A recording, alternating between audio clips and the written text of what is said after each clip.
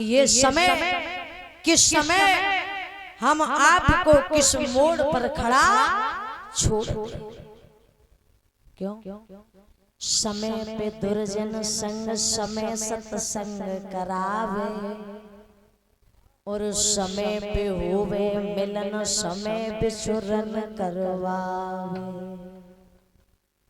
बारिश आज मेरे भव सुदाओ तीनों प्राणी बिक गए।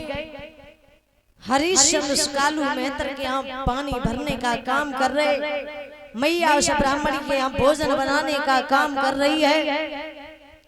धीरे धीरे मेरे भगवत सुदाओ इधर हरिश्चंद्र को 27 दिन हो गए भोजन नहीं किया, शरीर जर्जर हो गया। क्यों? भारी विश्वामित्र जैसे ही हरिश्चंद्र भोजन करने के लिए बैठते वैसे ही विश्वामित्र आकर के आवाज लगा देते कि भैया मुझे बहुत तेजी से भूख लगी है। हरिश्चंद्र थाली को उठा करके दे देते हैं।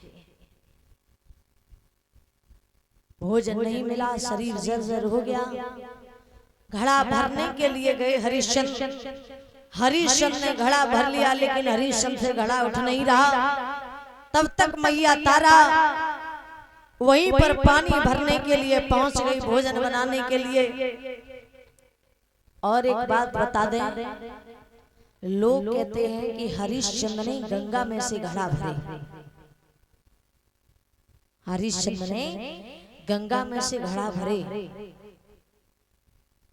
प्रमाण बताता है भोले बाबा के सिर से जो 2 धाराएं निकली थी, अरिश और बारे, ये दोनों धाराएं जाकर के सरोवर में गिरी थी। जाके जब एक सरोवर में गिरी थी जाकर के तो हरिश्चंद्र ने उस सरोवर में से घड़ा भरे थे। गंगा तो हरिश्चंद्र की कई पीढ़ियों बाद आई है, जिन्हें भागीरथ लेकर के आए। जब उस सरोवर में से घड़ा भरे थे तो वहीं से होकर के निकल गई गंगा जी, जहां पर आज भी घाट बना हुआ है। उस घाट का नाम है मणिकर्ण का घाट। हरिश्चंद्र ने उस मणिकर्ण का घाट से वो जल भरा था एक सरोवर में से, वहीं से वो गंगा जी होकर के निकल गई। इधर हरिश्चंद्र ने घड़ा भर लिया, उठ नहीं रहा। तब तक तारा आ गई है। हरिश्चंद्र ने तारा को देखा, आवाज लगाई, तारा तुम पानी भरने आई हो? हाँ हाँ तारा मेरा घड़ा उठवा दो, मैंने जल भर लिया, हमसे ये घड़ा उठ नहीं रहा है। आज उसी समय हरिश्चंद्र कहने लगे तारा उठवा दो। तारा कहने लगी नहीं। हरिश्चंद्र बोले तारा उठवा दो। कि तारा उठवाए दे गगरिया मेरी जल की वरी। तारा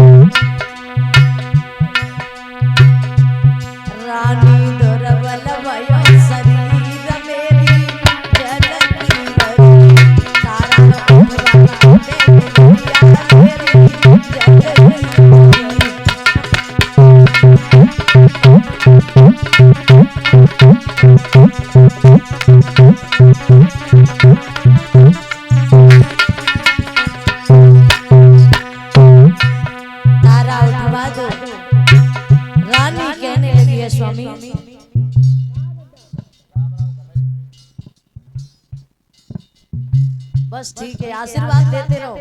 तुम्हारी छोटी बहन बेटी उन्नाते नहीं।